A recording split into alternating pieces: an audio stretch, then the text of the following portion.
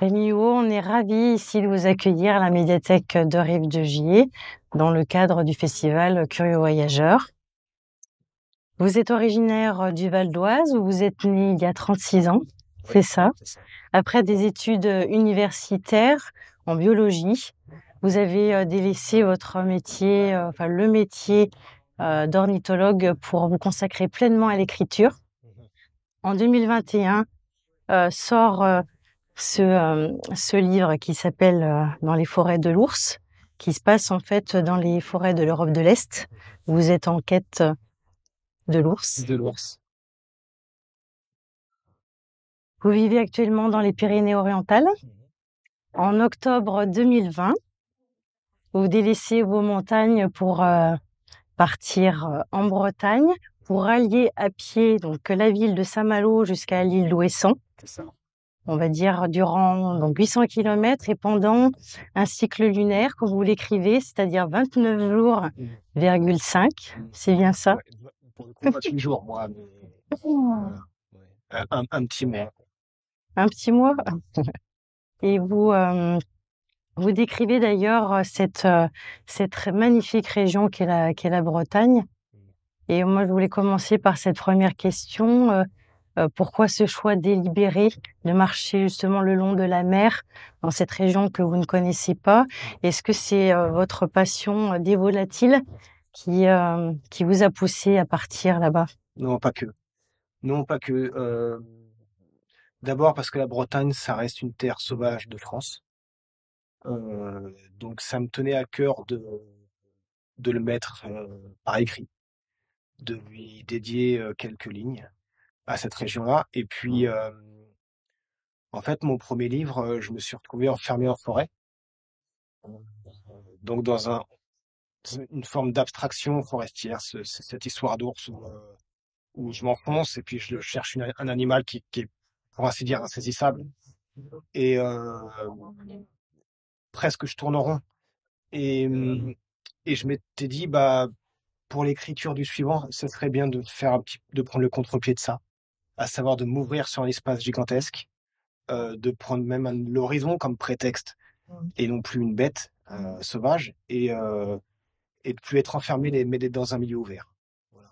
Et je me suis dit, bah, après avoir exploré le monde forestier, d'explorer le monde marin, enfin en tout cas le littoral, et d'être poussé par le vent et non plus par la possibilité de voir une bête fauve. Voilà, c'est plus ça. Et, euh, et comme j'estime avoir un pays absolument magnifique, je me suis dit, bah, il y a de quoi faire. Et voilà, j'ai pris la Bretagne euh, Prétexte. destination, comme prétexte. Mm. Et voilà, et donc je me suis embarqué un peu. Bon, il faut un peu de folie aussi. Voilà, j'ai fait le sac et je me suis dit, hop, on y va, on s'embarque. Alors certes, en automne, bon, il y a la migration des oiseaux qui réveille le littoral breton, mais oui, il y a beaucoup d'oiseaux, c'est vrai. Mais il y a aussi beaucoup de lumière, beaucoup de nuages, beaucoup de gris, beaucoup de couleurs, beaucoup de.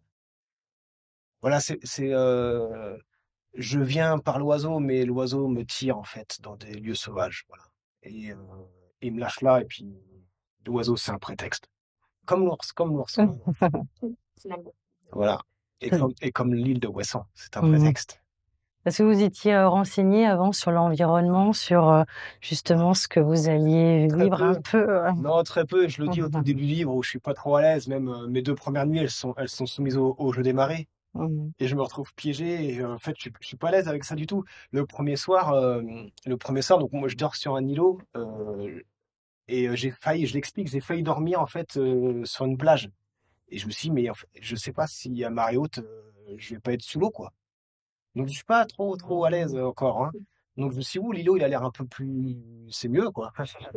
Voilà, un peu plus haut. Et du coup, le lendemain matin, donc je suis passé sur un cordon de galets. Et puis le lendemain matin, ben, c'était plein en eau, quoi. Donc tout de suite, en fait, la mer, elle impose son rythme. Et puis bah voilà, donc je suis reparti, il était midi. Enfin, je me rappelle plus très bien, mais non, mais je me considère toujours pas comme breton, hein. J'ai pas le pied marin, loin de là. Voilà. Est-ce que je peux lire juste un tout petit extrait J'aimerais, j'aimerais après qu'on discute ensemble voilà, de ce court extrait. Il m'aura fallu cette excursion au bord de l'océan pour découvrir que la rosée est un phénomène qui appartient à la terre. Elle seule sait retenir les larmes de la nuit pour les déposer à la lumière du jour. Vous avez une appétence particulière pour l'écriture, c'est quand même ce qui ressort énormément de votre récit de voyage. Où est-ce que vous puisez justement le choix des mots euh, précis sur ce que vous vivez, sur ce que vous voyez? Je le décide pas, en fait. C'est comme un fou droit, moi. Cette histoire-là de rosée, par exemple, je me rappelle très très bien où c'est. J'ai dormi sur une plage, une nuit très humide, et la température, elle était entre 0 et 5 degrés. C'est un froid qui est épouvantable, celui-ci. Le froid humide, il est épouvantable. Je préfère du moins 10 degrés en montagne très sec. Ce froid-là, mais il est insupportable. Et le matin, la première chose que je fais, je sors de la tente, je me mets à marcher, sans plier les affaires, rien, juste pour me réchauffer un coup. Et là, je me rends compte que le sable, il est tout trempé de rosée, et juste à côté, je suis dans une petite anse, il y a un bras de mer qui est tout doux, tout calme. Et c'est là où je me dis, mais en fait, c'est dingue, là, il y a de la rosée, là, il n'y en a pas. En fait, la rosée sur la mer, ça n'existe pas, c'est sur la terre que ça existe. Et, euh, et ça, je l'ai pas anticipé. C'est-à-dire, je suis incapable de vous dire la veille que demain matin, je vais écrire quelque chose sur la rosée. C'est comme un coup de foudre. Vous voyez? Donc à ce moment-là, je sais que je mets la main sur quelque chose. Donc je le note très vite, parce qu'après, il faut que je me mette en route, il faut que je plie les affaires, il faut que je fasse sécher ma tente dans la journée pour pouvoir d'ailleurs la remettre plutôt sèche le soir. Donc ça dure pas, mais c'est un instant qui est très court. Et je sais qu'il a quelque chose, quelque part, d'éternel. Je l'attrape, je le mets dans un carnet, je ferme le carnet, je repars, et je sais que je tiens quelque chose pour la maison en rentrant. Voilà. Et après, bah, quand je reviens dessus, bah, c'est une page blanche, et puis bah, faut travailler. Voilà, faut travailler. C'est-à-dire que là, quand vous attrapez votre carnet, vous notez l'essentiel Ouais. et après à la maison, tranquillement, tout vous revient ou quand même des fois, c'est, difficile, au niveau des sensations, au niveau de ce que vous Non, avez vu? c'est pas difficile. Ce qui est difficile, c'est de d'écrire quand j'ai pas les ressentis du terrain. Donc c'est des jours mauvais ou des jours où je suis un mauvais écrivain ou où j'ai pas fait le travail. C'est une journée où je me suis laissé porter et j'ai rien noté. Et je déteste cette idée de croire ou de laisser croire qu'en fait il y a des jours où il se passe rien. C'est absolument faux. Il se passe toujours quelque chose. Quand il se passe rien, c'est que mon œil devient aveugle. Mais il se passe toujours quelque chose. Et quand je suis mauvais, c'est que j'ai pas réussi à trouver. Voilà. Et, euh, et il se passe quelque chose. Tout le temps. Toujours. Une heure à regarder la mer, on s'en rend compte. Le passage, le voyage d'un nuage dans le ciel, en fait, c'est quelque chose. C'est pas rien. Et, et moi, mon travail, c'est de dire ça. C'est d'exprimer ça. Et c'est de dire que si je veux, là, je sors et tout à l'heure, en allant chercher mon train, ben, je vais faire un bout de voyage, quoi. Peut-être qu'il y aura un nuage qui va passer dans le ciel et puis il me rappellera quelque chose de Bretagne. C'est tout ça que je note. Et je sais que si j'arrive à bien saisir ce moment-là, je sais que quand je rentre à la maison, cet instant-là, la pureté de ce moment-là va être suffisant pour me permettre d'avoir de l'inspiration derrière. Des fois, je bloque et il me faut une phrase juste. Une bonne phrase. Et derrière, ça se découle. Ça vient. Voilà. Et c'est exactement ce que je cherche quand je suis dehors. Je me mets à l'affût. Je suis toujours à l'affût. De l'oiseau, peut-être, et du reste, sûrement. J'attends. Voilà, j'attends. Je disais là, j'étais avec une journaliste et je disais que des fois, je me fatigue à marcher si lentement. Et que du coup, si je marche autant dans la journée, c'est que je rattrape le temps perdu. Parce que je me suis arrêté tellement de fois avant. Parce qu'il y a tellement à voir, vous voyez?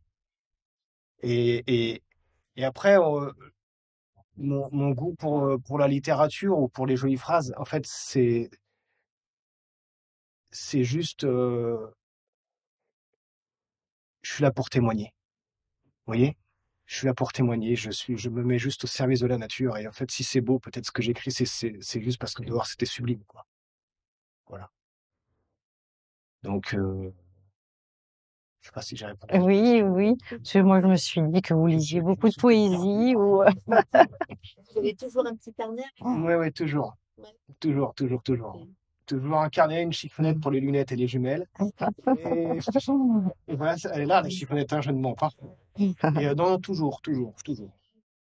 Parce qu'en plus, c'est frustrant pour un écrivain. Parfois, il est au bord de trouver quelque chose. Et puis, même des fois en voiture, j'ai une pensée qui vient, et des fois, si on l'attrape pas tout de suite, on s'en rappelle plus, en fait. Mais on se rappelle de l'idée, mais on se rappelle plus de comment elle est venue. Le mot, en fait, vous comprenez? Oui. On dit souvent que mon écriture est très riche, qu'il y a un vrai travail derrière ça, mais parce qu'en fait, je crois que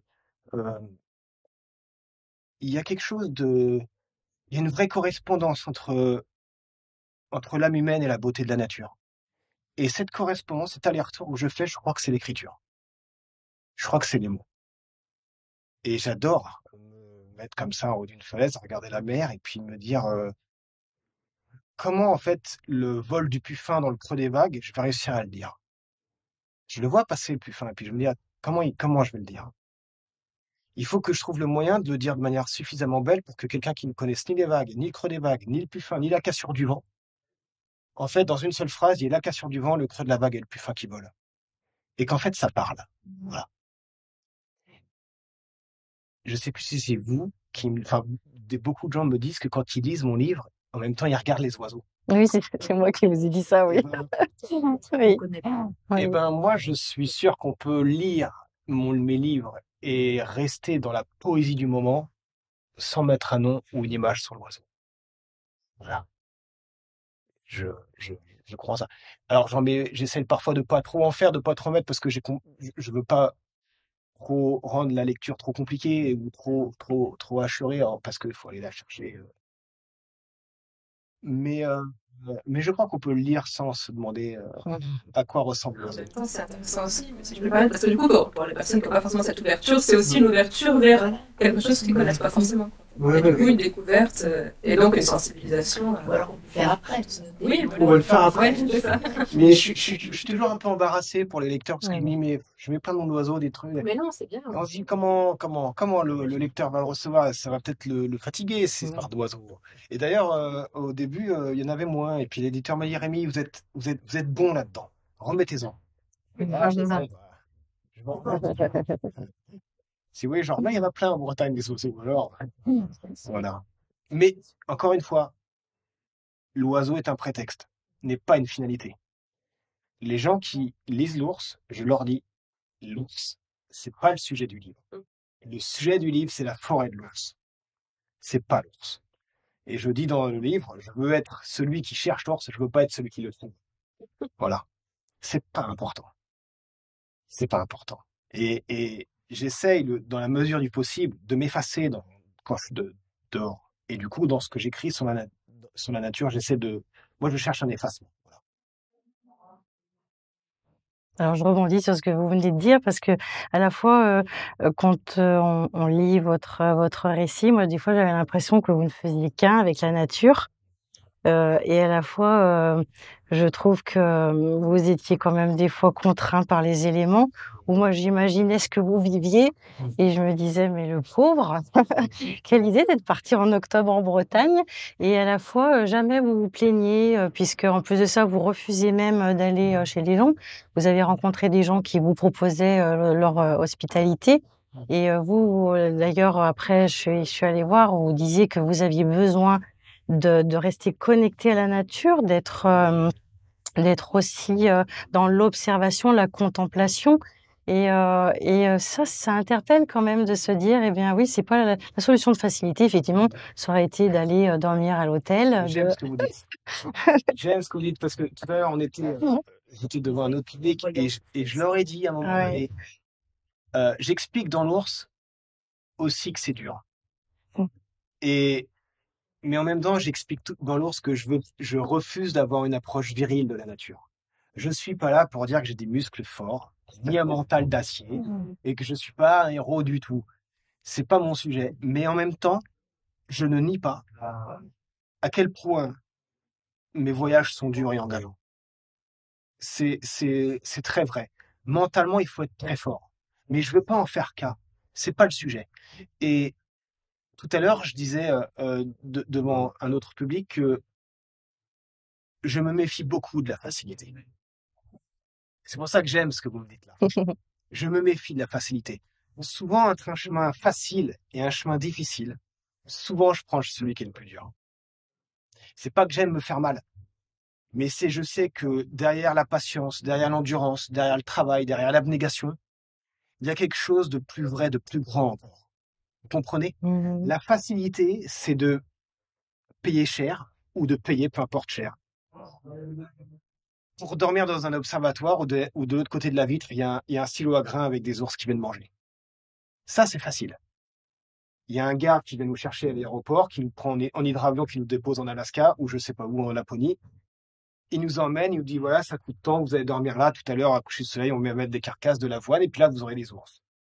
Qu'est-ce que je vais faire d'une observation d'un ours qui tape dans un stylo en métal pour faire tomber de l'avoine? Qu'est-ce que c'est que ça? Non, c'est trop facile. Pour observer l'ours, il y a un prix à payer. Le prix à payer, c'est de partir en se disant je verrai peut-être jamais. C'est de partir en se disant je vais avoir soif. C'est de partir en disant je vais dans un village de Croatie ou de Slovénie, je me mets 10 litres d'eau dans le sac et je repars et il fait 40 degrés. Et en fait, je désespère à la fin. Et c'est ça qui fait, quand l'ours se montre, j'ai les larmes aux yeux. C'est parce que j'ai désespéré. Vous comprenez? Oui. Et c'est parce que j'ai pris le chemin le plus dur. J'ai des amis qui ont payé, qui sont allés voir les ours dans d'autres conditions. C'est pas la même. C'est pas la même observation. Ils le savent. On se juge pas. On se juge pas. C'est des amis. Ils sont arrivés, ils ont vu des fesses d'ours le soir, et puis le garde leur a dit, si vous voulez voir d'autres ours, faut mettre la main à la poche. Moi, j'avais même pas une autorisation pour aller là où j'étais. En Croatie, en Slovénie, il y a des endroits où c'était interdit. Mais en fait, j'ai l'autorisation de la lune et du soleil. J'ai l'autorisation des herbes sauvages. Vous comprenez? Et si je sais reconnaître une violette dans les bois, c'est parce que je suis allé dans les bois et j'ai pris le temps de dormir avec la violette. Si demain on m'explique que ça, c'est pas possible, il ne faudra pas s'étonner que l'homme soit coupé de la nature. Voilà. Tout a un coût. Tout a un prix. Et donc, du coup, c'est ce que je disais ce matin. Je dirais, moi, à mon fils qui est tout petit aujourd'hui, mais quand il sera en âge de comprendre, il me dira, papa, Saint-Malo-Ouessant, c'est loin. Je dirais, c'est 1 mois de marche. Voilà. C'est ça, la vraie distance. C'est 1 mois de marche, fiston. Voilà. Ça se mérite pour y aller. Voilà. Et c'est sublime. Ce chemin méritoire est magnifique. Voilà. Moi, il rend ma vie plus grande. Il rend ma vie plus forte. Vous savez, c'est une grande leçon de se retrouver sous la flotte en permanence, d'enchaîner les grilles du ciel et de se rendre compte qu'un simple rayon de soleil qui va tomber 1 minute sur la côte bretonne, ça peut suffire à me faire sourire sous la pluie. Vous vous rendez compte après quoi? Qu'est-ce qu'il me faut alors? Il me faut plus rien pour être heureux. Vous vous rendez compte? Vous me donnez une plage sous la pluie et un rayon de soleil qui va finir un jour ou l'autre par tomber, je suis heureux. Là, je peux voyager maintenant. Mettez-moi sous le soleil, j'en prends un miel, mettez-moi sous, je sais pas, l'idée c'est celle-ci. En fait. Le soleil en Bretagne. C'est faux, en fait. C'est faux. Mais sur le mois passé, c'était, 5 à 6 jours de soleil cumulé. Ouais. Voilà. Ça fait pas beaucoup, ouais. Et on le dit que dans une journée bretonne, il y a les 4 saisons. Voilà. Bon, l'été, ça dure pas très longtemps. Donc, dans ces cas-là, on ouvre vite le sac jusqu'au briquet. Hein. On ouvre tout. Hein, pour essayer de faire sécher. Mon sac de couchage à la maison, je l'ai jeté. Hein. Tellement il a pris l'humidité, c'était un sac poubelle, quoi. Il y avait plus de gonflant, il y avait plus rien. Hein. C'était fini, quoi. Fini. Et non, c'est dur. Hein. Il y a une vraie brutalité. Hein. Je la nie pas, hein, mais On la ressent en lisant le livre. oui, voilà. Mais je le dis. Alors, je crois que c'est page 127. Vous pourrez regarder. Parce que j'ai cherché ce passage hier, je l'ai jamais trouvé pour essayer de le lire. Alors, il me semble que c'est page 127. Mais j'explique que cette dureté-là, en fait, elle rehausse mon sentiment. J'ai dormi point de Corsen la nuit, et en fait, le vent m'a réveillé, un vent terrible. Le lendemain, j'ai dû attendre une journée pour prendre le bateau pour aller à Ouessant, parce que les bateaux sortaient pas. C'était un temps mais exécrable. J'entends là par là tempête pour eux, là-haut. Et moi, je suis avec ma pauvre tante qui pèse 1 kilo quand elle est sèche. Et là, le vent, la nuit, en pleine nuit, le vent se lève, tape. Il y avait des vents de 110 km/h. Et du coup, je comprends que si je veux finir un bout de nuit ou essayer de refermer l'œil, il faut que je parte. Parce que dans ces conditions-là, la tente, vraiment, elle remue. Et la toile, ça claque, on ne peut plus dormir. Et du coup, bah ouais, c'est très dur, c'est brutal, on n'a plus envie de ça. Ça fait 3 semaines que je marche, que je suis à moitié, j'ai un œil fermé, un œil ouvert, que j'ai de l'humidité partout dans les os. Et en fait, on n'a pas le choix, je sors. Et heureusement que je sors. Parce qu'en fait, à ce moment-là, c'est ce que j'explique, il y a l'île de Ouessant devant moi. Il y a tous les grands phares de la Mar d'Iroise qui scintillent. Tous. Et à gauche de Ouessant, donc pour vous comme ça, il y a une pleine lune énorme qui rebondit sur la mer. Voilà. Il est 1h du matin et je suis seul debout dans le noir des falaises. Mais j'en ai la chair de poule. Ça vaut une observation d'ours. Mais c'est d'une beauté inouïe. Voilà. Et en fait, si à ce moment-là, je suis pas dans le dur, si je suis pas réveillé par le vent, si j'ai pas marché 1 mois, si, je veux pas avoir ce moment-là. Vous comprenez? Voilà. Et c'est des moments de vie qui... Alors aujourd'hui, j'ai la chance de pouvoir écrire et être publié, donc je peux les mettre dans des livres, mais sinon ils sont là, quoi. Voilà. Et ça rehausse mon sentiment de vivre. Voilà. Donc je suis pas un fou furieux d'adversité, je suis pas forcément, je suis pas cacou, mais oui, j'aime que la nature soit forte et qu'elle me demande, elle m'impose l'humilité. Voilà, la petitesse, le silence, la retenue. Et jamais vous n'avez craqué, jamais vous vous êtes dit: «J'ai envie d'un feu de cheminée». Non, Même jamais. pas. Non, jamais. Et jamais. Et vous savez, ça m'arrive même souvent de me dire, quand je trouve ça trop dur, trop pénible, trop long, de me dire: Rémi, tu sais très bien que à écrire, ça sera encore plus dur. Voilà. Et je sais que quand je rentre et que derrière je dois faire un livre avec ça, je sais que c'est encore beaucoup plus dur. Donc je dis rien, je marche et puis je prends la verse suivante. Vous n'avez jamais été malade pendant ces 28 jours? Non, je suis toujours malade quand je suis Quand vous revenez? à la maison. Là, je suis malade. Là. Mais en fait, je crois franchement que quand on est comme ça dans la nature et qu'on marche tous les jours en forêt, en montagne, le corps se renforce. Le corps se renforce. C'est les canapés qui nous ramollissent. Ça rend malade, ça. Ouais. J'ai été 2-3 fois malade en montagne, notamment, mais c'est une fois j'ai bu une eau pas fraîche et j'ai tout de suite compris que l'eau était impropre à la consommation et je l'ai payé. Ça va très vite, de toute façon, ça dure pas. Dans les 10 minutes, c'est fait. Et bon voilà, là c'est un sale moment à passer. Et puis j'ai eu une fois où j'ai eu une migraine en montagne, mais rien de bien méchant, quoi. Rien de bien méchant. Non, il y a pas de. C'est la santé qui est là-bas. Oui, mais alors, comment vous partez? Quand vous partez en général pour 1 mois, si j'ai bien compris. Non. Non. Non. Bah, l'ours, si je l'avais vu au bout de 3 semaines, je pense que j'aurais fait que 3 semaines. Bon, j'avais pas plus de temps à l'époque parce que même moi, je travaille dans l'éducation nationale, je suis surveillant. Et bon, là, j'avais l'été, j'avais 5 semaines devant moi. Donc, je suis arrivé ric-rac, pour la rentrée scolaire, c'était pile poil. Merci, l'ours. Mais après, par exemple, j'ai traversé une fois les Pyrénées à pied et là, je suis parti 3 mois. Alors, ma question, c'est quand même, vous avez besoin d'énergie pour marcher. Ouais. Comment vous préparez votre sac si vous n'avez pas de contact, si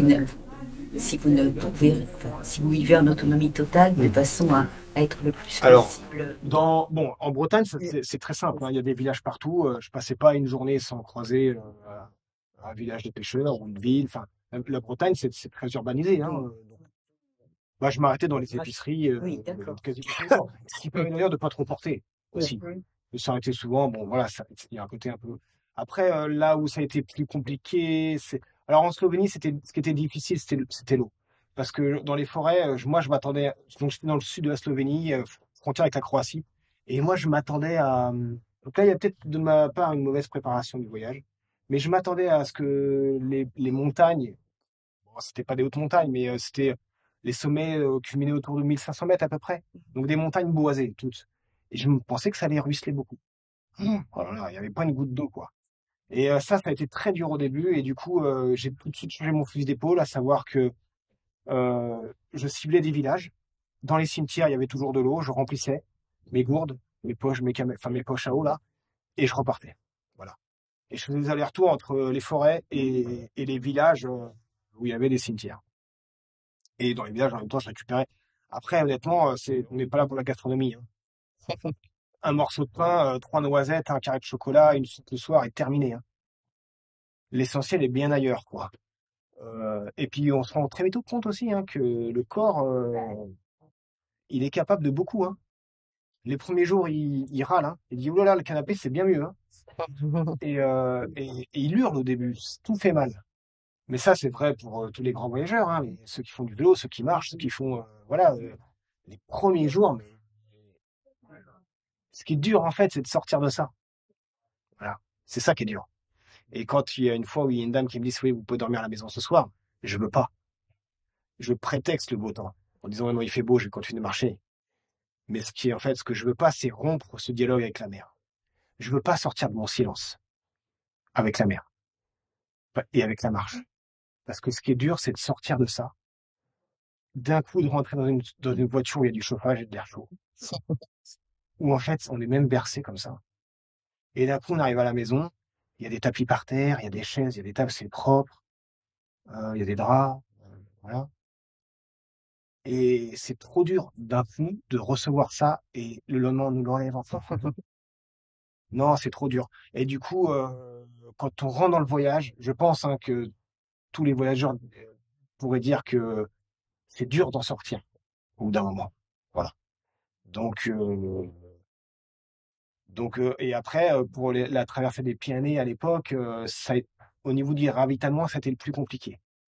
Parce que les Pyrénées, ça reste un massif montagneux très sauvage. Et il y a beaucoup, beaucoup de vallées, au Pays Basque, en Ariège notamment, où il n'y a rien en bas. Il n'y a même pas une route, hein. Et du coup, là, les ravitaillements, ça m'est arrivé de passer 10 jours de suite sans moyen de me ravitailler. Et bon, voilà, le 8-9e jour, ça commence à creuser, quoi. Ouais. Alors après, je vais pas vous mentir, hein, je suis pas en autonomie à manger des racines et à tirer sur les oiseaux, hein. Non, je mange du riz et compagnie. Voilà. Et du coup, les gens, ils ne devaient pas comprendre quand vous refusiez justement leur aide, leur hospitalité, Alors en Bretagne, c'est arrivé une fois. avec la dame et puis le monsieur du bar aussi, du café là, qui était étonné que vous repartiez sans consommer. Lui, il était étonné, mais pour autre chose. On a eu Ah oui. ça s'est bien passé, hein, mais en fait, il m'a un peu taquiné avec ma tante, le campement. Parce que là où j'étais, c'était interdit de bivouaquer, comme maintenant quasiment partout. Mais là où j'étais, c'était les dunes de Kerema, donc c'est le conservatoire du littoral qui protège le truc. Voilà, et d'habitude, je cache la tente. Et je fais en sorte d'avoir un sac pas trop gros, la tente est tout au fond. On peut se douter que je dors dehors, et puis ça se voit au bout d'un moment. Mais c'est pas non plus écrit, quoi. Voilà. Et j'aime cette discrétion, parce que, et le mec, sans doute, et en plus, il m'avertit que dans la nuit, la tempête va arriver. C'est le soir où je passe devant une longère. Juste, c'est un peu plus tôt que je passe dans son café.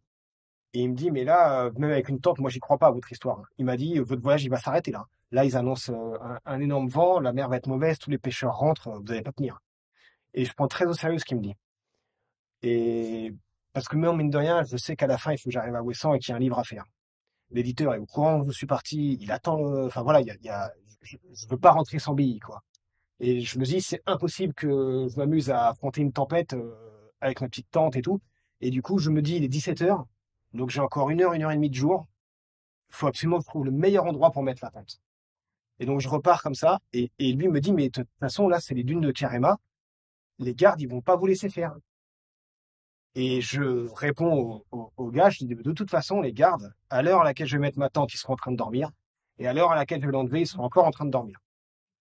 Voilà. Donc, s'ils veulent venir me chercher, il va falloir qu'ils se lèvent tôt. Voilà. Et moi, j'y crois pas qu'une seule seconde qu'un garde vienne me voir et se rendre compte de comment je voyage, la dureté avec laquelle je voyage, l'amour que j'ai pour la nature qui m'entoure, et que le mec, il vienne me dire, vous allez prendre une... Vraiment. Non. Mais la tempête. Et ben, la tempête, elle est passée. Et parce qu'en fait, après les dunes de Kirima, il y a une grande anse qu'on appelle l'anse de Goulevent. Et c'est un endroit où il y a beaucoup d'oiseaux migrateurs qui s'y arrêtent. Et sur la carte, il y avait un petit point noir au bord de l'anse. Et je me suis dit, ça, à tous les coups, c'est un observatoire. Et je me suis dit, observatoire, donc c'est une cabane en bois, c'est plus costaud que ma tente. Et je me suis dit, tu vas pousser la marche. Donc en gros, j'ai fait 2 journées en une. Je suis arrivé il y a peut-être à minuit ou quelque chose comme ça. Donc c'est ce soir-là où je passe devant une longère éclairée là, et qui continue malgré tout mon chemin, pour arriver à cet observatoire-là. Et en fait, j'ai juste prié pour que ça soit ouvert, et ça l'était. Donc je me suis arrêté, j'ai dormi cette nuit-là dans l'observatoire, et la nuit suivante, et j'ai laissé passer le sale temps. Et ça aurait fait autrement sans ça, hein, mais bon, j'étais content de l'avoir, quoi. Ouais. Vous pouvez nous lire un petit extrait, justement Ouais, je vais faire celui de la page 127, peut-être. Depuis le temps.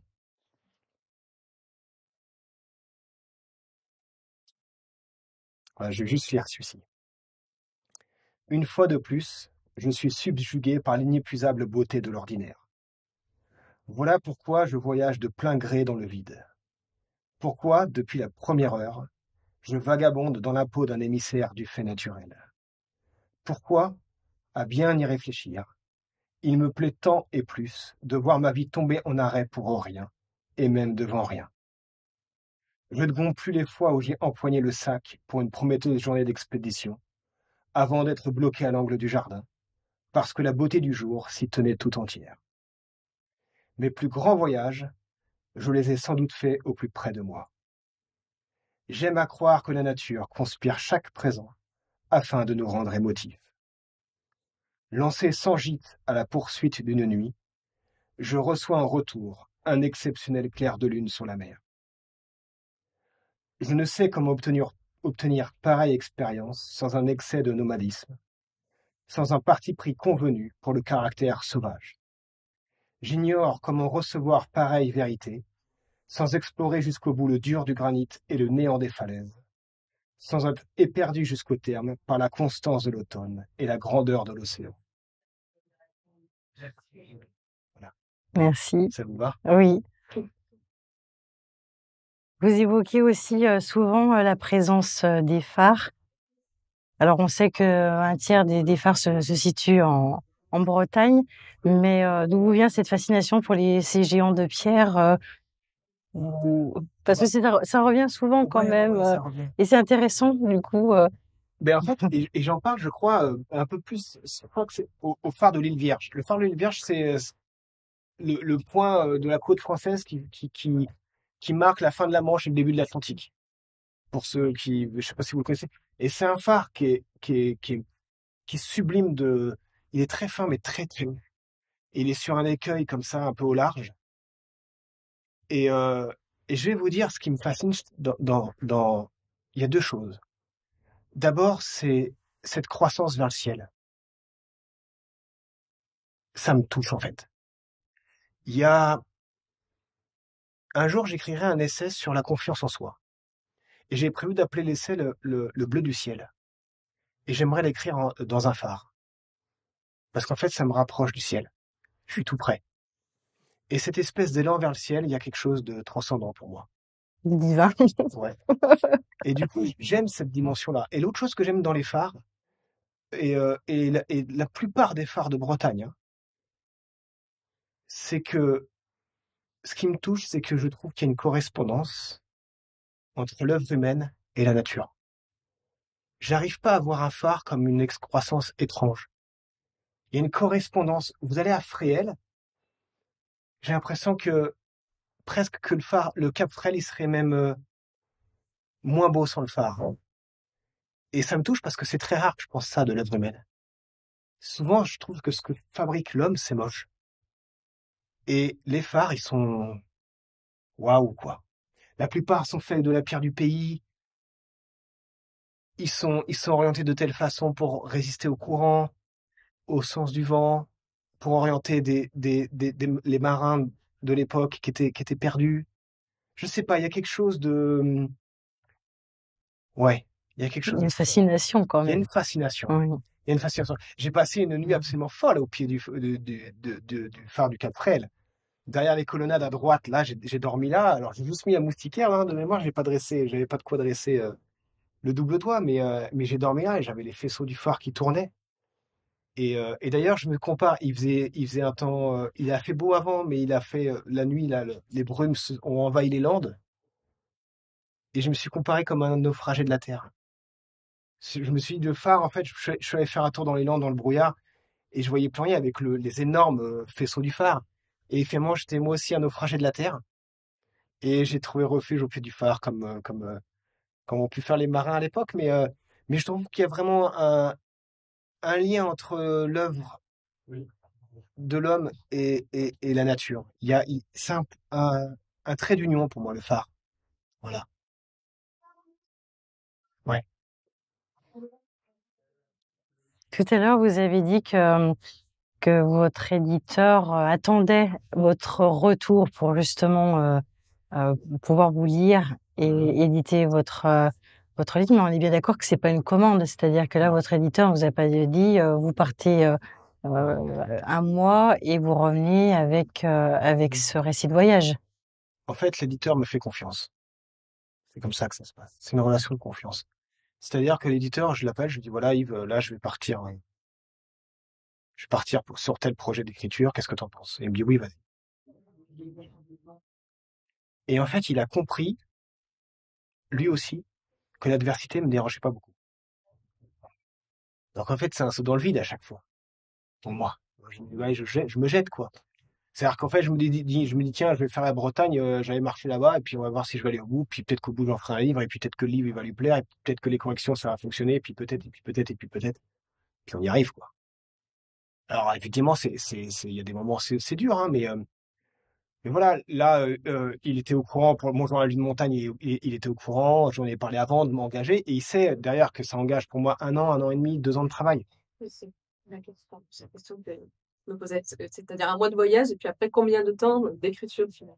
Alors, c'est assez compliqué d'y répondre, parce que, mine de rien, là, j'ai écrit mon 3e, je suis en train de travailler sur mon 4e livre, donc je m'améliore. C'est ça que c'est Vous écrivez plus vite.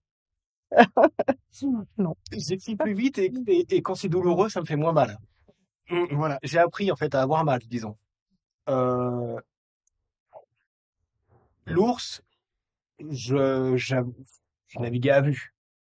C'est très compliqué, je suis absolument nul en orthographe. J'ai appris avec l'ours que c'était que la concordance des temps. Donc en fait, j'ai passé un été entier à m'expliquer à moi-même ou à chercher moi-même ce que c'était que la différence entre le plus que parfait, l'imparfait, le passé composé. Voilà. Donc en fait, pour arriver à l'ours, je sais pas, c'est 5 ans de travail avant. Oui. Bah, parce qu'en fait, j'ai passé 6 mois sur la concordance des temps.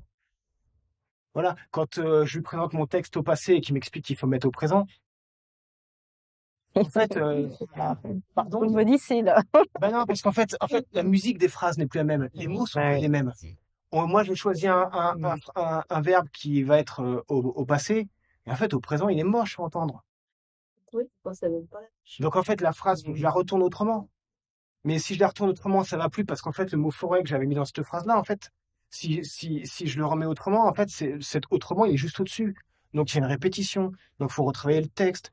Enfin bon. Donc tout ça, c'est 1 an, c'est 1 an et demi de travail, c'est 2 ans, vous voyez. Donc après, évidemment, quand on s'est au téléphone, il me dit bon, pour la Bretagne, on est d'accord, vous êtes parti au présent tout de suite.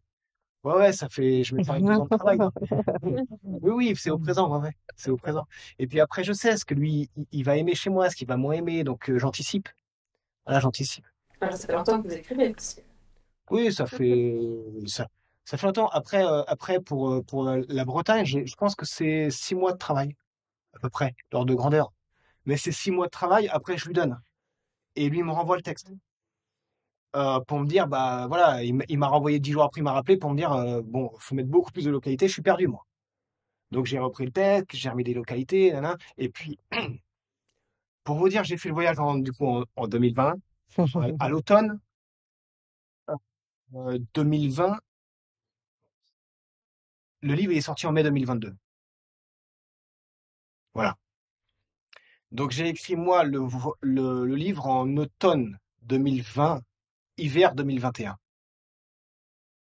Et après, il a fallu attendre encore 1 an, Il y a un le an. temps de relecture, et puis c'est long en fait. Hein. C'est très très long. Ouais. Là, on est dans les Ouais. corrections avec l'éditeur sur le 3e, les grosses corrections, pour qu'on se mette vraiment d'accord sur l'architecture générale du livre.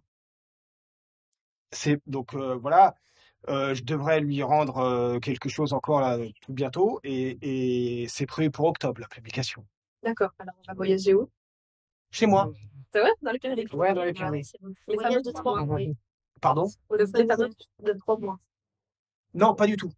Ah non, ça c'est un vieux truc. J'étais jeune et puis j'en ai rien fait. Non, non, non, pas du tout. En fait, quand je marche comme ça beaucoup, tous les jours, et puis que j'enchaîne les jours, j'ai toujours un petit regret de pas m'arrêter et de pas habiter un lieu un peu plus longtemps. Moi, j'aurais très bien pu avoir une vie de moine. Ça m'aurait pas gêné. Vous n'auriez pas bougé. Comment? Vous n'auriez pas bougé. C'est pas le moment. Mais c'est ça, en fait, m'enraciner dans un lieu, c'est quelque chose qui... Et je me suis dit, là, avec la Bretagne, en une fois, j'ai traversé 1000 territoires. Et il y a un goût de je n'ai fait que passer. Et du coup, je me suis dit, le prochain, ça va être l'inverse. Et je vais prendre un lieu sauvage, et je vais m'y arrêter, et je vais laisser une année passer devant moi. Ou être gardien de phare. Ou gardien de phare. Et du coup, c'était parce que bon, j'ai une vie de famille, j'ai une compagne, j'ai un petit en bas âge, et je me suis dit, il faut que j'arrive à concilier. Et en plus de mon travail, tout ça, donc je me suis dit, bah, je vais prendre l'endroit où je vais tout le temps en montagne.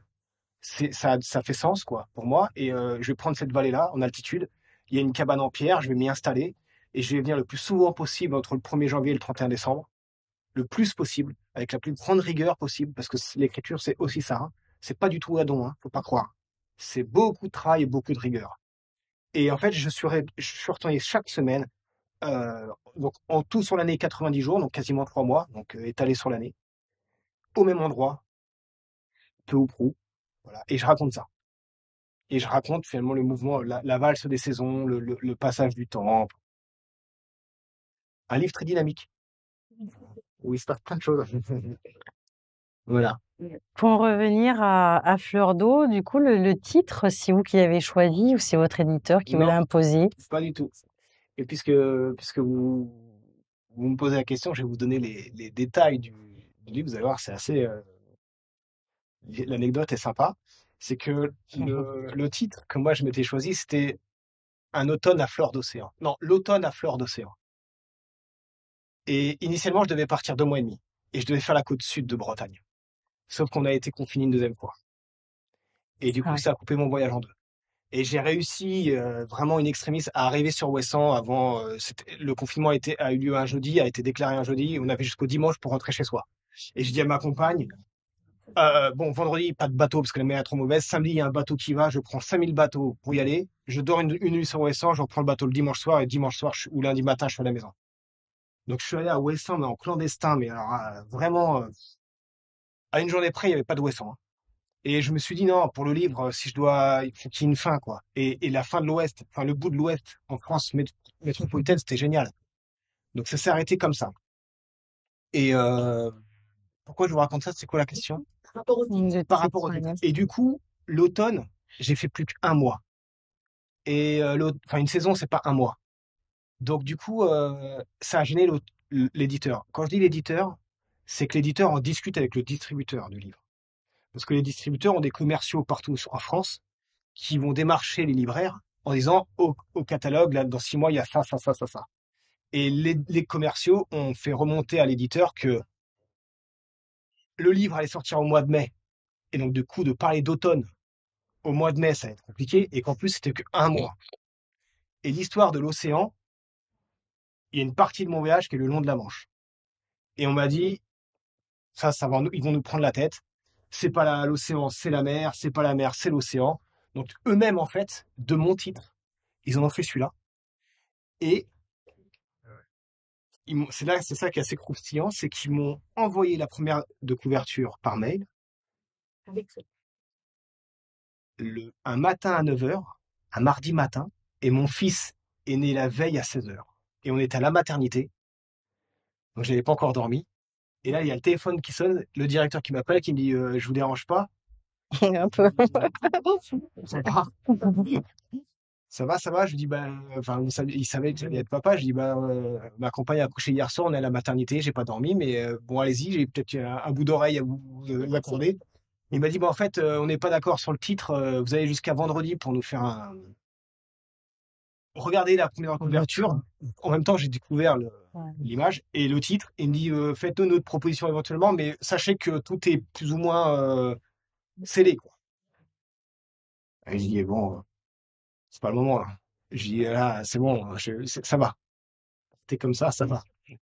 J'ai pas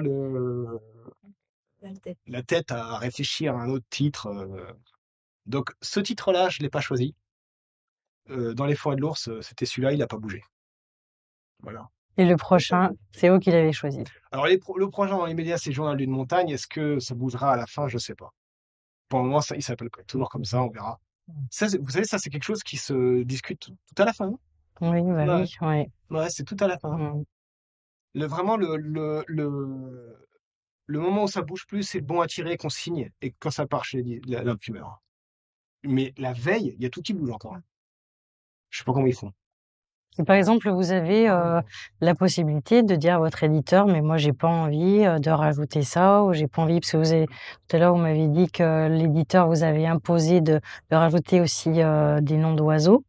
Et du coup, est-ce que des fois, il vous a imposé d'autres choses et que vous avez dit, ben non, j'ai pas envie de rajouter ça, c'est leur sujet ou À partir du moment où ils ont prévu la publication, tout est négociable. On va dire. Tant que on est dans les premiers échanges, c'est plus compliqué. Après, il faut bien se dire que, en tout cas avec l'éditeur, dans mon cas, en fait, on a exactement le même intérêt, lui et moi. Ça peut paraître curieux, mais on a le même intérêt. C'est-à-dire que il veut pas me perdre, aussi. Et moi, je veux pas le perdre. Parce que l'ours, ça a fonctionné pour eux. La Bretagne, ça a fonctionné pour eux. Et j'ai 36 ans. Ils misent là-dessus. Vous comprenez? Ils savent que j'ai réussi en étant jeune papa et en étant à moitié salarié, que j'ai réussi conciliant à répondre à leur exigence. Donc ils se disent, ils m'ont déjà dit à demi-mot, hein, ils savent que j'ai 30 ans devant moi, quoi. Voilà. Et si vous voulez, il y a une relation de confiance qui s'opère. Il y a d'autres écrivains qui m'ont dit, par contre, avec eux, il va falloir que tu fournisses ça. Et là, on est sur un rythme d'un livre par an. Ah oui. Ah ouais. C'est 2020, 2021, 2022 là. Donc un livre par an. Pour vous, ça va pas trop vite, hein? Ça va très vite. Ça me gêne, hein. Ouais, ça me gêne. Ça va très vite. Et je lui ai dit, je fais le jour où je suis célèbre, Yves, et que j'ai plus besoin. Vous allez attendre 5 ans. Ça n'arrivera jamais. Mais on en rigole en tout cas. Ouais. Je lui dis, Yves, franchement, laissez-moi respirer, quoi. Ça va là. Mais c'est dans son intérêt, c'est dans le mien. Parce qu'en fait, l'année prochaine, s'il y a un 2, 3e qui sort, j'existe en fait dans vos rayons, dans votre esprit. Et des livres, il y en a des tonnes qui sortent. Si je publie pas, j'existe pas. C'est comme les réseaux sociaux, en fait. Mais c'est comme tout. C'est comme tout, en fait. Alors, sauf si effectivement, le premier livre, c'est un carton énorme, que j'ai un réseau pas possible, que je connais du monde et que j'ai accès à tous les médias, et puis voilà. Bon, mais ça n'existe pas dans le monde réel. Ça, c'est vrai pour un, en fait. Et mais Mais voilà, donc du coup, je sais qu'il y a mon nom sur la couverture. Bon, derrière ça, il y a l'honneur. Oui, oui, oui. Voilà. Oui, oui. Ils ont Oui, leur mot à dire. il est là. Il est juste là. Voilà. Moi, il le reste. Et moi, sans eux, je suis pas écrivain. Voilà. Sans eux, je suis pas écrivain. Et ils vont chercher en moi le meilleur, quoi. Alors, il y a des jours, je les maudis, hein, évidemment, mais ils vont en chercher en moi ce qui est le meilleur, et du coup, j'accepte. J'accepte, et puis après, je suis malin aussi. Quand je sais qu'il y a des choses où ils vont être un peu plus, je me débrouille pour qu'en fait, ils puissent pas l'enlever aussi facilement que ça, quoi. Voilà. Et c'est un parti pris de ne pas avoir mis de photos. Peut-être que d'ailleurs, vous n'êtes pas parti, vous êtes peut-être parti sans appareil. J'ai pas fait une photo. D'accord. Donc, comme ça, c'est clair. J'en ai pas fait une. Ouais. Et comme je vous disais tout à l'heure, je suis à l'affût. Et je suis vraiment à l'affût de l'expression du mot, de la torsion du vent sur la falaise. Voilà, ça m'intéresse. Sentir que le vent, il se tord sur la falaise, ça m'intéresse. Et du coup, je suis pas du tout photographe. J'ai pas cette fibre. Et eux ne font pas, ou très très peu d'ouvrages de littérature où il y a des illustrations dedans. À la fois, vous avez un autre regard. C'est ça, mais c'est très bien en fait. Voilà, chacun il va avec ses armes ou avec ses facultés, et c'est très bien. Voilà, j'ai pas d'appareil photo, j'en fais pas, et moi mon sujet c'est l'écriture, la littérature, donc bon, il y a beaucoup à faire, hein, déjà. Et au début, j'ai eu beaucoup de mal, moi, à enraciner mes textes dans un lieu et dans une temporalité. Et dans l'ours, en fait, il me l'a dit, il me dit, bon, on a accepté là pour l'ours de pas savoir où c'est. Parce qu'en fait, c'est une forme d'abstraction en forêt. Et j'adore cette idée de me dire que ça peut être les monts du Pilat, ça peut être chez moi les Pyrénées, ça peut être en Alaska, ça peut être partout, quoi. C'est absolument, moi, je trouve cette idée géniale. Donc c'est pour ça que j'ai même ni carte ni point géographique. On est en forêt et puis voilà. Là c'était plus compliqué pour la Bretagne, alors Oui, parce qu'il y a beaucoup d'endroits. beaucoup. Ouais. Il n'y en avait aucun au début. Ouais, C'est l'éditeur qui a réclamé. ouais. Il m'a rappelé, il me dit bon, je suis paumé, donc stop là. Alors là pour le coup c'est non négociable. Hein. Ah voilà. Oui. Ah oui, non, là il me rappelle, il me dit bon là c'est impossible. Là vous allez me mettre des endroits parce que moi je sais plus où je suis. Hein. Au nord, au sud, à l'est, à l'ouest. C'est-à-dire que la différence vient peut-être du fait que Croatie, on n'identifie pas trop, donc en fait, peu importe, alors que là, le lecteur français, il connaît un minimum la Bretagne, donc il a envie de suivre. Et puis je décris les lieux, précisément, et des lieux qui sont... Qui parlent aux gens. Je décris le Cap Fréhel. Alors au bout d'un moment, il me dit, vous êtes mignon, mais vous décrivez le Cap Fréhel, vous le citez pas. Alors, soit vous en parlez pas, soit vous en parlez, vous dites qui c'est, quoi. Parce que nous, pour le lecteur, c'est absolument gonflant, quoi. Donc là, bon, effectivement, dans ces cas-là, on se dit, bon, là, il n'y a pas de négociation possible. Voilà. Mais attention, moi, une fois que je lui donne le texte, il a tous les droits. Et je lui fais confiance. Et une fois que vous avez le livre en main, vous avez tous les droits. Ce livre ne m'appartient plus. C'est le vôtre.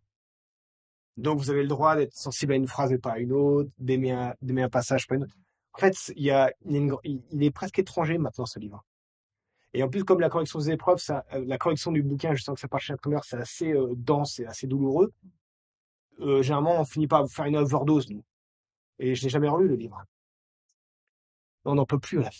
Non, on n'en peut plus. Quand vous partez pour la Bretagne, vous êtes parti un mois. Ouais. Vous avez bien une carte avec vous. Alors, parce que comment vous faites pour vous situer sur toute la Bretagne, c'est extrêmement difficile. Non, j'avais les bouts de cartes du GR34. Ah oui, c'est ça. Mais alors, franchement, c'est pas compliqué de s'orienter. Vous suivez le sentier des douaniers, le GR34, c'est celui-là, ouais. D'accord. Vous savez, c'est pas très compliqué, hein. Il est collé entre la mer et la terre. Donc, franchement, on peut pas se perdre. Hein. Il faut quand même vous situer par rapport à votre avancée, je peux dire. Ouais. Ouais, les cartes. Ouais, les cartes. Mais c'est un long chemin, hein. Au début, quand on commence au bout de 10 jours à tirer la langue et qu'on regarde les cartes qu'il y a derrière et les cartes qu'il y a devant, on se dit, wow, il en reste. Moi, je vais marcher un peu plus. Mais oui, j'avais des cartes, mais franchement, autant quand j'ai traversé les Alpes, les Pyrénées, oui. Parce que, et des cartes précises, hein, il faut. Parce que là, il y a vraiment moyen de se perdre, voilà. Non, papier, vous êtes. Les cartes papier, alors je peux vous le dire, hein, 18 pour couvrir les Alpes, 16 pour couvrir les Pyrénées. C'est les cartilènes au 25 millième, là. Il y a 3 kilos. Hein. Alors, du coup, ça me permettait, à l'époque, j'avais pas de téléphone portable, ça me permettait de donner des nouvelles à mes proches, à mes parents, parce qu'ils recevaient de temps en temps des cartilènes. 2-3 cartes pour m'alléger. Tiens, il a fini là. Ça, il a passé. Donc, je les ai toutes à la maison, les piles de cartes, un peu vieilles, parce qu'elles ont aussi souffert avec moi, mais en montagne, oui, non, on peut se perdre. Et puis, ça peut vite être dangereux. Au départ, votre sac, en général, je sais pas, il y a 25 balles. Bah, ça dépend le budget qu'on a aussi. Parce que le matériel, ça peut être très vite très cher. Léger, compact, mais très vite très cher. Alors aujourd'hui, bon, voilà, j'ai des bons matériels, je sais pas. Allez, un sac léger, c'est 15 kilos. Léger, hein. Voilà, Sans puis. l'eau. Comment Sans l'eau. Ah oui, sans l'eau. Ah non, avant l'eau, j'aimerais être un chameau. Hein. Ouais, j'aimerais être un chameau. Et voilà, puis avec de l'eau, je pense qu'il y a des jours en Croatie, mon sac, il faisait 30 kilos. Il faisait le double. Il faisait le double, ouais. Bon. Après, c'est, comme je disais, tout a un coût, quoi. Tout a un Oui. coût. Et on me dit parfois, oui, mais vous faites ça parce que vous êtes jeune et vous êtes un homme. Et ce qui est plus compliqué pour une femme par rapport à la résistance physique, c'est vrai. Mais il y a des grandes aventurières qui le font, hein. Il y en a qui sont bien plus courageuses et fortes que moi. Très honnêtement, l'approche sportive, c'est pas mon sujet. Vous avez compris que c'était pas ça qui me faisait partir dedans. Moi, j'ai une question très bonne. Oui. Pourquoi avoir arrêté l'ornithologie? Ah. Non, mais en plus, c'est vraiment un sujet qui m'intéresse parce que il y a quelques mots par rapport au bagage et je vois que c'est quelque chose qui te gêne, quoi. J'ai du sang sur les mains. Et du coup, ouais, Alors voilà, là, c'est la phrase la plus courte que je puisse faire et la plus saisissante. J'ai du sang sur les mains. ouais, Alors, je peux vous en parler. Dans les filets. Je peux vous en parler 2 heures si vous voulez. Oui, je veux bien. Mais la raison pour laquelle, avant de partir, j'ai tout essayé.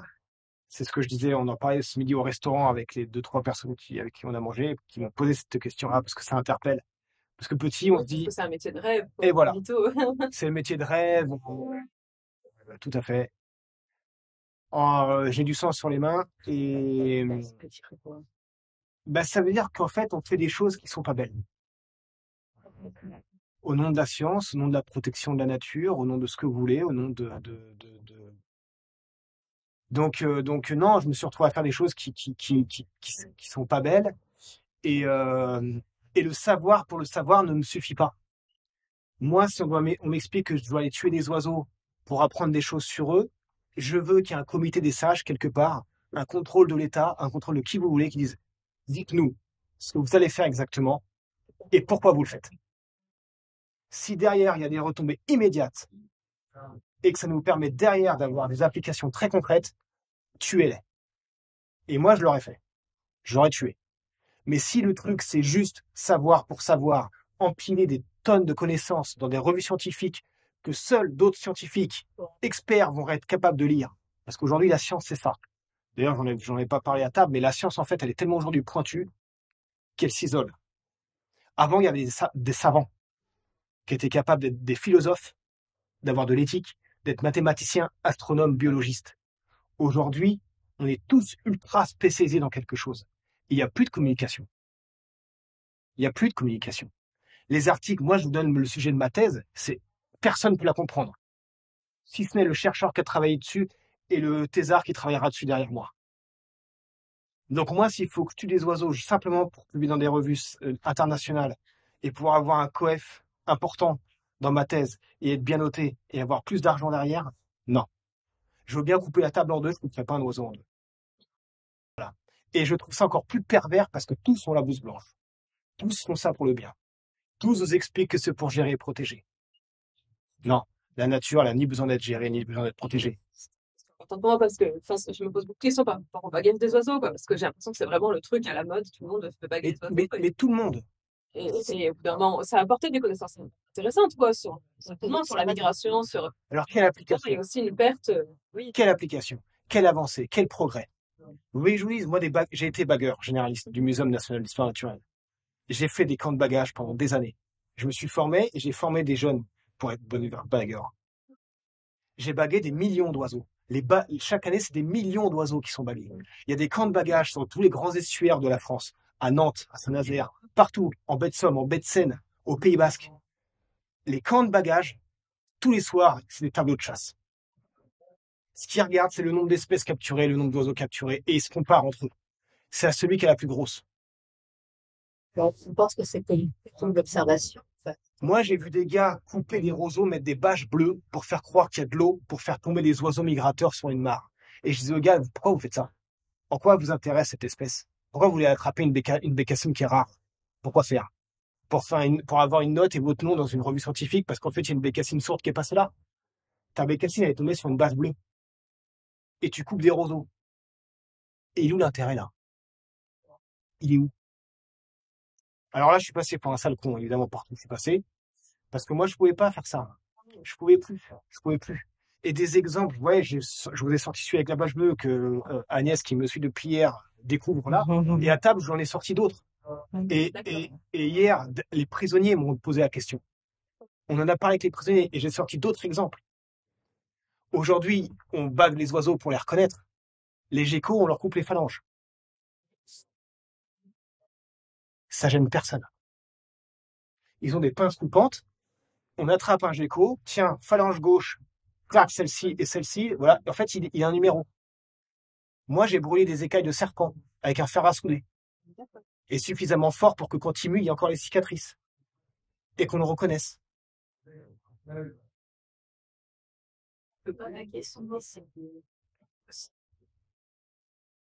Vous me blessez quand vous faites ça. C'est moi que vous blessez. Non, mais moi, c'est une question de Moi, quand je vois un puyo à grand sourcil au fin fond de Ouessant qui est bagué, moi, ça me blesse. Faut vous dire que le muséum tolère 3% de pertes chez les bagueurs. Et que les bagueurs sont pas obligés de déclarer les pertes. Mais ce qui est toléré, c'est 3% de pertes. Et il y a personne qui contrôle ça. Mais c'est ce que j'ai expliqué à table. Le grand public est au courant de ça, mais ça fait un scandale. Ça fait un scandale. Ils coupent des phalanges sur les geckos. Moi, il y a un chercheur dans l'Arctique, je suis parti dans l'Arctique en Norvège, il y a un chercheur qui voulait étudier comment réagissait un couple de mouettes tridactyles. De mouettes tridactyles, c'est une mouette des pays du Nord qui niche en colonie dans les falaises, donc côte à côte. Et le chercheur voulait savoir comment la mouette choisit chaque année, un couple de mouettes choisit son nid, l'emplacement de son nid. Et une de ses théories, c'est que ça dépend de la raison de l'échec de l'année d'avant. Si le poussin, en fait, il s'envole pas parce qu'il meurt de faim, c'est que c'est lié à la mer tout autour. Et donc, peu importe s'il change de falaise, le poussin, en fait, il est mort de faim parce qu'il y a plus assez de poissons dans la mer. D'accord? Donc, si c'est cette raison l'échec, le couple va rester dans le même nid. Ça, c'est l'hypothèse du chercheur. L'hypothèse, c'est que par exemple, si c'est un corbeau ou un aigle ou un faucon qui passe dans le nid, qui prend le poussin, le couple va se dire là, dans la falaise, le prédateur il passe. Donc, on va changer de falaise. Vous savez comment ils ont fait? Parce que moi, je l'ai pas fait, mais ils l'ont fait l'année suivante. Pour faire simuler dans les nids de mouettes une prédation de grands corbeaux, ils vont dans les nids, ils prennent les poussins, ils les tuent. Et pour que statistiquement l'analyse soit bonne, on peut pas faire ça sur 10 couples. Parce que sur 10, ça veut rien dire. Moi, si demain, je vous explique qu'en fait, le poids d'un être humain, j'ai fait 10 mesures, c'est 50, 60, 70, enfin, j'ai que 10 poids, vous allez me dire, c'est pas représentatif. Donc, pour que ce soit représentatif, il faut faire ça à grande échelle. Donc, les mecs, ils écrasent des œufs et ils tuent des poussins. Sur des couples d'aigles, de mouettes, qu'ils ont déjà capturés, mis des bagues dessus, pour être capable de les retrouver l'année prochaine et savoir où ils sont dans la colonie. Mais vous vous rendez compte, les budgets que ça coûte. Mais c'est des millions d'euros qui sont sollicités. Au passage.